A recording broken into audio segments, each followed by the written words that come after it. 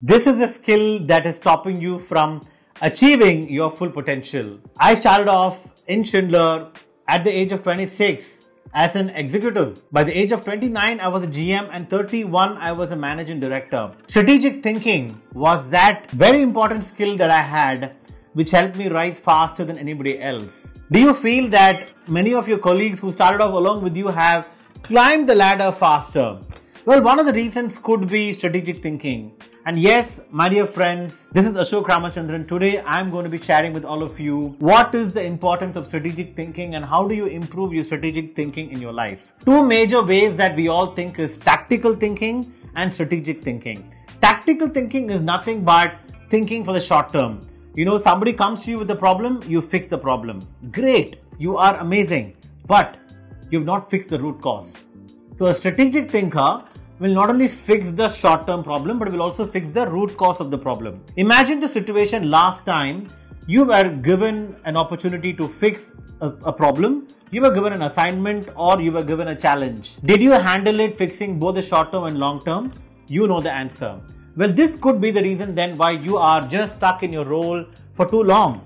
So what are you going to do about it? Do you think people are born with these skills, or do you think you can inculcate them as well? Well, there is an answer, bit of both. I think many people are always thinking in that direction. For me, what happened was I was always surrounded with people who thought about the long term. My boss used to always ask me, tell me, how can we fix this problem and the root cause in the future as well? So I was always trained like this. So my mind worked like that. I want you to think of the same as well. And today I'm going to share with all of you 5 things that you can do to help you improve your strategic thinking. And what can you do to become a strategy, I'm not going to say expert, but at least start off your journey to becoming a strategy expert and implement a simple strategy. Watch the video till the end, because together you and me are going to figure out how to develop a strategy. And let's take in this case an example of a startup. Guess what? 75% companies fail because they don't have employees who are strategically focused and the company itself is not strategic. Whenever you start, the first step is for you to visualize a big, hairy, audacious goal. We call it BHAG, B-H-A-G. A big, hairy, audacious goal. Let's say you are starting a business, a startup. You set a BHAG of $100 million in 5 years' time. That's your goal. Fix that first. Now, once you have fixed your big, hairy, audacious goal, what do you do next? You have to think about what are the external forces that's going to help or hinder the startup. In business, we use the simple acronym of PESTEL, P-E-S-T-E-L, which is political, economical, social, technological, environmental, and legal. What are the challenges coming from these pestle forces that will help or hinder your business? For example, a technology could change. You could have environmental loss. You could have legal loss.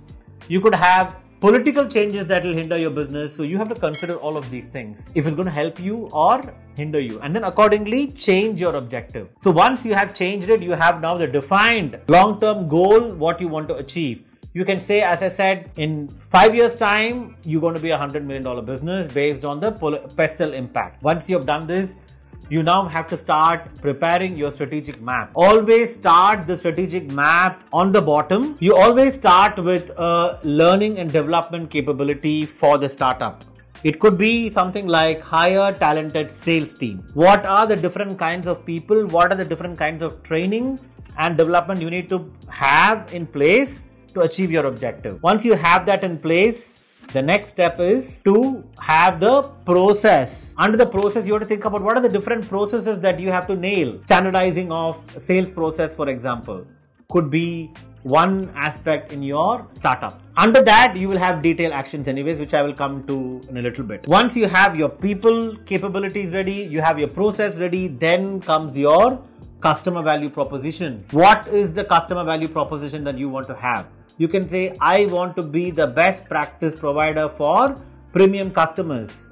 And then accordingly, you strategize the actions for that. You can say you want to set up a proper customer relationship management system, a CRM system. Once you have that, eventually the result is a financial outcome. So the theory is, if you have the best people, have the best processes in place, and work on the right actions to keep your customer super happy, your financial results are a given. This is how you make a very simple strategy to start driving your strategic thinking in place. Now, once you have this, the last step is to make a detailed action plan in an Excel format as to what are the steps, who's going to do them, and by when do you do it. It's a simple tracker. It can be a daily, weekly, monthly kind of tracker with deadlines that you start driving together.